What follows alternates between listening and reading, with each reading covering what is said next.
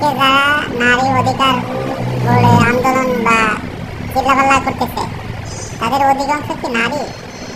এটা দেখতে তো একটা পুরুষের মতো লাগে। ট্রান্সজেন্ডারকে প্রমোট করে, সেকুলারিজম, সমাজে অপকর্ম সব কিছু এদের দ্বারা করা সম্ভব বা করে।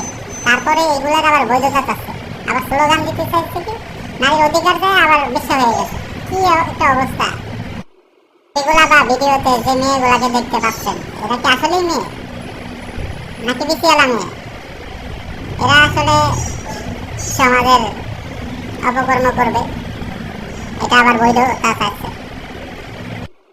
আর এখানে কিছু পুরুষ দেখলাম, এই পুরুষগুলা এই যে যে মেয়েগুলা দেখতে পাচ্ছেন, এগুলারে এই নোংরা পথে আনার জন্য এরা একমাত্র দায়ী।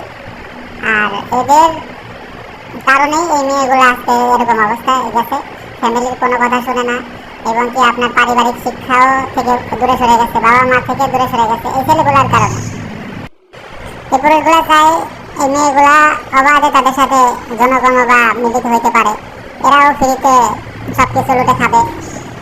আর বিবাহ বন্ধনে গেলে তো অনেক দায়িত্ব পালন করতে হয়, আর এই ছেলেগুলো অনেক কিছুতেই ছাড় পাই যাইতেছে, অনেক দায়িত্ব অনেক কিছু তাদের করতে হইতেছে না, ফ্রি ফ্রি সব কিছু করতে পারতেছে, যে কারণে এরাও চলে আসছে এদের সাথে নারীর অধিকার প্রতিষ্ঠিত করার জন্য।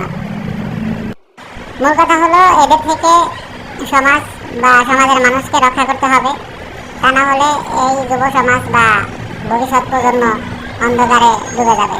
তখন আর সমাজে কোনো ভালো মানুষ থাকবে না, এবং কি সমাজ দেশ গড়তে কাউকে পাবেন না।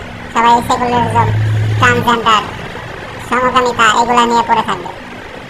এখনই আমাদের সময় এগুলাকে রুখে দেওয়ার জন্য, এই নারীবাদী বা সেকুলার এদের থেকে এই দেশকে রক্ষা করার জন্য সবাই এক হয়ে এদের